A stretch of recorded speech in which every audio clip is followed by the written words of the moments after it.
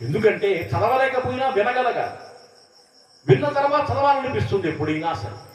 అందుకని శ్రవణాత్ సర్వదోషఘ్నం మననాత్ పుణ్యవర్ధనం స్వధ్యానాత్ సిద్ధిదం ప్రోక్తం ప్రేక్షణాత్ మోక్షదం భజే. గుళ్ళో భయం చేస్తుంటారు. గుళ్ళో భయం చేసినప్పుడు ఎవరన్నా చూడడానికి వెళ్తారు. ఓహో బాగా భయం చేస్తున్నారు కదా అని కూర్చుంటారు. అక్కడ రెండో రోజు ఓహో బాగా పాడుతున్నారు కూర్చొని, మూడో రోజు దగ్గర నుంచి నేను కూడా పాడాలి, తర్వాత నా చేతిలో కూడా తాళం ఉంటే బాగుంటుంది, తాళం శబ్దం చెవిలో పడితే ఎందుకు రాడే మాధవుడు, తాళం వేస్తూ పాడుతుంటారు. అందుకని నేను కూడా పాడాలి. ఇట్లా కొంతకాలానికి గొంతు లేకపోయినా పాడతారు వాళ్ళు. సాధన చాలా గొప్పది ఎప్పుడైనా. అందుకని శ్రవణాత్తు ముందు వినంతం వల్ల చెయ్యాలనిపిస్తుంది. దోషం పోతే కదా పుణ్యం వచ్చేది. అందువల్ల శ్రవణాత్ సర్వదోషఘ్నం మననాత్ పుణ్యవర్ధనం. మనం విన్నటువంటి మంచిని మననం చేసుకోవడం వల్ల పుణ్యం కలుగుతుంది. పుణ్యం అంటే ఏంటి? ఏది మంచి ఏది చెడు తెలుసుకోవడం. పాపము అంటే చెడు, పుణ్యం అంటే మంచి, అంతకంటే ఇంకేది. తెలిసినప్పుడు చెడు చెయ్యము, అవునా? మంచినే చేస్తుంటాం, కావాలని చేశాం, అనుభవించాల్సిందే కర్మ ఎప్పుడైనా సరే. అందుకని శ్రవణాత్ సర్వదోషఘ్నం మననాత్ పుణ్యవర్ధనం స్వధ్యానాత్. హైయెస్ట్ స్టేజ్ ఏమిటంటే ధ్యానం. ఈ ధ్యానం చాలా గొప్పదండి, అన్నింటిలో కంటే చాలా గొప్పది. కానీ అందరూ చేయలేదు. ఏంటి ధ్యానం? ధ్యానం ధ్యానం బుద్ధి చేసేటువంటి ప్రయాణమే ధ్యానం. ధ్యాన నిష్టలో కూర్చుంటే ఏం కనపడవు మనకంతా. రమణ మహర్షి అట్లాగే కూర్చునేవాడు. కూర్చుంటే ఒక ఆమె బంగారు గాజులు చేయించుకుంది. పాపం చేయించుకుని ఆమె కోరిక ఏంటి? మహర్షి దగ్గరికి వెళ్తున్నాం కదా, మహర్షి యొక్క చేతులు కేసి తీసుకుందాం మనం అనుకున్నాం. ఆయనకి ఇవన్నీ అక్కర్లా. బంగారం రాళ్లను సమానంగా చూసేటువంటి వ్యక్తి ఆయన. ఈమె ఏం చేసింది? 2 గాజులు వేసింది. 2 గాజులు వేసి పైకి వచ్చేసరికల్లా గాజులు లేవు. రమణ మహర్షి దగ్గర కూర్చుని ఏడ్చింది. ఏమి స్వామి, కొత్త గాజులు చేయించుకున్నాను, చాలా మెరిసిపోతున్నాయి, 10 తులాలతో చేయించుకున్నాను, ఒక్కొక్కటి 5-5 తులాలు బ్రహ్మాండంగా ఉన్నాయి, గాజులు అయిపోయి నీ దగ్గర కూడా బంగారు ఉన్నాయా అంటే లోపల ఉండేటువంటి స్వామి ఒక్కసారి కళ్ళు తెరిచి నిరీహుడు కాబట్టి చెప్పాడు, అమ్మా ఉన్నదాన్ని ఇస్తే లేనివాడు తీసుకెళ్ళిపోయాడు తల్లి. దాన్ని ఉన్నదాన్ని నువ్వు ఇచ్చావు, లేనివాడు దాన్ని తీసుకెళ్ళిపోయాడు. హతాశురాలేదు. పక్కనే కూర్చున్నటువంటి ఒక ఆమె, అమ్మా స్వామి వారికి ఇటువంటివన్నీ చేయకూడదమ్మా, నేనే పక్కన పెట్టాను చూసుకో అని చెప్పింది. అట్లాగే ఎప్పుడైనా ధ్యానం చాలా గొప్పది. చాలామంది ధ్యానం చేస్తూ ఉంటారు. ధ్యానం చేత బుద్ధి వైశిష్ట్యం కలుగుతుంది. అందువల్ల స్వధ్యానాత్ సిద్ధిదం ప్రోక్తం. సిద్ధి మీన్స్ మనం చేసుకున్నటువంటి పని విజయవంతం అవుతుంది, సిద్ధి పొందాలేము, అటువంటి సిద్ధి కలగాలి. ప్రేక్షణాత్ మోక్షదం భజే. భగవంతుడి దగ్గరికి వెళ్ళేటప్పుడు ఇవన్నీ వెళ్తే కొంతమంది చూస్తూ రాలేదు. అక్కడికి తిరుపతి వెళ్ళాం ఉదాహరణ. తిరుపతి వెళ్ళేటప్పుడు ఏం చేస్తుంటాం? 7 కొండల వాడు దాని గుండెల రేడు కొండపైనున్నాడు గోవింద, కొలుపై ఉన్నాడు గోవింద, మెట్లపై ఉన్నాడు గోవింద, 7 కొండల వాడు గోవింద గోవింద గోవింద, గోకుల బృంద శ్రీ గోవింద, మెట్లెక్కలేను నేను గోవింద, ఎట్టికెళ్ళెదవ గోవింద. ఆట పాడుకుంటాం. వెళ్ళేవాళ్ళు ముందు ఎక్కాలనుకుంటారు. ఈ మెట్లు ఎక్కేటప్పుడు జన్మలో ఎక్కకూడదు, ఇంకా ఆ ముసలాం మొక్కుకుంది కాబట్టి ఎక్కాను. పాపం ముసలాం తిడుతుంటారు ఎప్పుడైనా సరే. అందుకనే మెట్లు ఎక్కేటప్పుడు ఏం చేస్తుంటారట? మెట్లు ఎక్కేటప్పుడు కర్పూరం వెలిగించి టెంకాయ కొట్టి, చేదుకో వెంకన్న చేదుకోవయ్యా, చేదుకుని మమ్మందరిని ఆదుకోవయ్యా, వెంకన్న తిరుమల వెంకన్న. పూర్వకాలం ఎక్కేటప్పుడు చేసేటువంటి మాట. అంటే నువ్వెక్కిస్తున్నావు, నేను ఎక్కటాను. నిజంగా ఎక్కించేవాడికి ఆయన. మొత్తానికి మెట్లెక్కి పైకి వెళ్తాం, కాళ్ళ నొప్పులు విపరీతం, ఇంకా జన్మలో రాకూడదురా తిరుపతికి అనుకుంటాం. కానీ స్వామి దర్శనం చేసుకుంటాం.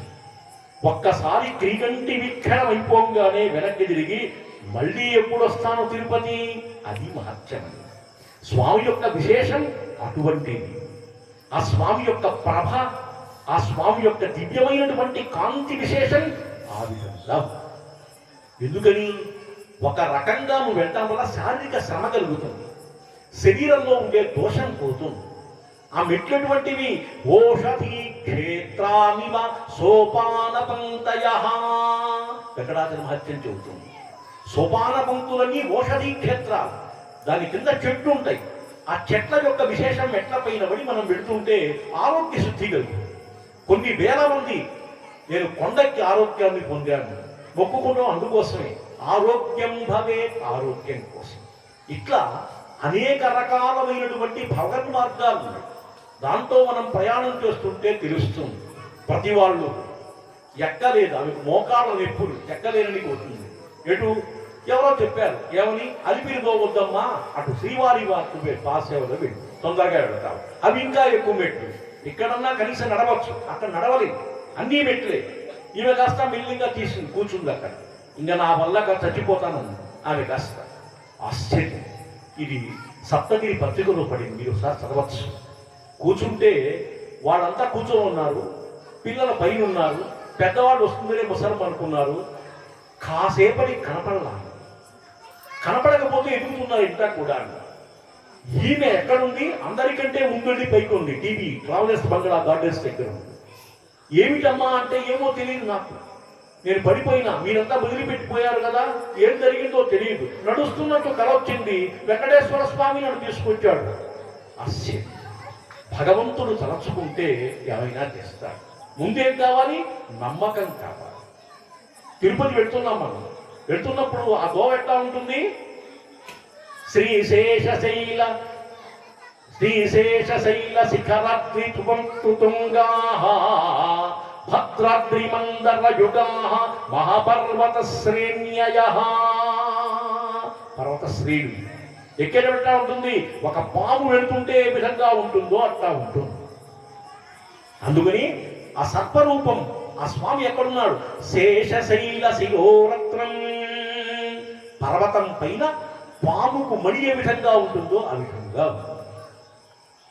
అందుకనే ఎప్పుడైనా సరే ఆదిశేషుని పైన గోవింద అలరారి ఉన్నాడు, గోవింద గోవింద గోవింద వెంకటరమణ శ్రీ గోవింద శ్రీరామచంద్ర గోవింద. అదేమిటి? రామచంద్రుడు ఏమిటి? వెంకటేశ్వర స్వామి కదా ఆయన. అది చెప్తాడు వెంకటాచల మహత్యంలో చక్కగా ప్రమాణ శ్లోకం. ఏమిటి? కృతేతు నారసింహో భూ త్రేతాయాం రఘునందనః ద్వాపరే వాసుదేవస్య కలౌ వెంకటనాయకః. కృతయుగంలో నరసింహస్వామి ఈయన. అందుకనే మనం దేవాలయంలో అడుగుపెట్టంగానే నరసింహస్వామి ఈశాన్యంలో ఉన్నాడు, యోగ నరసింహస్వామి. కృతేతు నరసింహభూ, కృతయుగంలో ఉండేటువంటి నరసింహుడు గాని, త్రేతాయాం రఘునందనః, త్రేతాయుగంలో ఉండేటువంటి మన రామచంద్ర ప్రభువు ఈయన ఎక్కడున్నాడు? పునర్వసు నక్షత్రంలో చూడాలి. తిరుపతిలో సహస్రదీపాలంకరణ సేవ అయిపోగానే మాడవీధుల్లో వచ్చేటప్పుడు అప్పుడు వెంకట రాముడు అక్కడ. ఆ రాముడి యొక్క చేతిలో ఏముంటుంది? బాణం ఉంటుంది. అటువంటి బాణంతో కూడినటువంటి రాముడు కనిపిస్తుంటాడు. త్రేతాయాం రఘునందనః ద్వాపరే వాసుదేవస్య. లోపల చిన్న కృష్ణుడు ఉన్నాడు. ధనుర్మాసంలో కృష్ణ పరమాత్మకే నైవేద్యం పెడుతుంటాడు. అట్టా లోపల ఉత్సవిక రూపంలో రాముడు ఉన్నాడు, కృష్ణుడు ఉన్నాడు. కలవు వెంకటనాయక. రోహిణీ నక్షత్రంలో అక్కడ స్వామి ఎట్లా ఉంటాడు? కృష్ణుడు రూపంలో వస్తుంటాడు. అందువల్ల రాముడన్నా కృష్ణుడన్నా నరసింహస్వామి అన్నా ఆయనే అని చెప్పి అంటుంటారు. అందులో ధర్మమూర్తి అయినటువంటి రాముడు కాస్త మనందరినీ ధరించడం, అసలు ధర్మం ఏమిటి తెలుసుకోవడం కోసం. రామాయణంలో ఒక శ్లోకం కనపడుతుంది. రామో విగ్రహవాన్ ధర్మః సాధు సత్య పరక్రమః. ఇది మంచి శ్లోకం అండి. ఈ శ్లోకం ఎవరు చెప్పారు? మారీచుడు రాక్షసుడు చెప్తాడు. రాక్షసుడికి శ్లోకం చెప్పగలుగుతాడా అంటే చెప్పాడు. ఎందువల్ల? రామ బాణం తన యొక్క వంటికి తగలంగానే మారిపోయాడు వాడు. ఎప్పుడైతే తాటకా సంహారం కోసం వెళ్ళాడు రాముడు, బాలరాముడు వెళ్ళాడు. బాలరాముడు వెళ్ళినప్పుడు తాటకా సంహారం చేసినప్పుడు మొదటి బాణం వేశారు. ఇది మారీచుడికి తగిలింది. మారీచుడికి తగిలి ఆ బాణం సప్త సముద్రాల అవతల పడ్డాడు వాడు. అప్పటి నుంచి వాడు మారిపోయాడు. ఎప్పుడైతే రామ బాణం తనకు శరీరానికి తగిలిందో అప్పటి నుంచి మార్పు వచ్చింది. రమయతీతి రమయతీతి రామో నామ బభూవ. రామ రామ అంటే భయం, రథమన్నా భయం, ఇవన్నీ భయం కలిగి వాడు మారీచుడు మహాభక్తుడైపోయాడు. మహాభక్తుడయ్యి రావణాసురుడు తన దగ్గరికి వచ్చాడు. ఏమని? సీత మహాసౌందర్యవతి కదా, హరిస్తే సీతనే హరించాలి. ఎందుకంటే నేను చాలా మంది వలసి వచ్చిన వాడు ఉన్నారు, నేను చేసుకున్న వాళ్ళు ఉన్నారు, తెచ్చుకున్న వాళ్ళు ఉన్నారు. ఈ సీతాదేవిని నేను తీసుకెళ్లే క్రమంలో నువ్వు నాకు సహాయపడాలి అంటే అప్పుడు మారీచుడు చెప్తాడు, రావణాసురుడా, ఎంతో మంది హరించావు, బాగానే ఉంది, కానీ రాముని యొక్క జోలికి వెళ్ళొద్దయ్యాను. రాముడి సంగతి నాకు తెలుసు.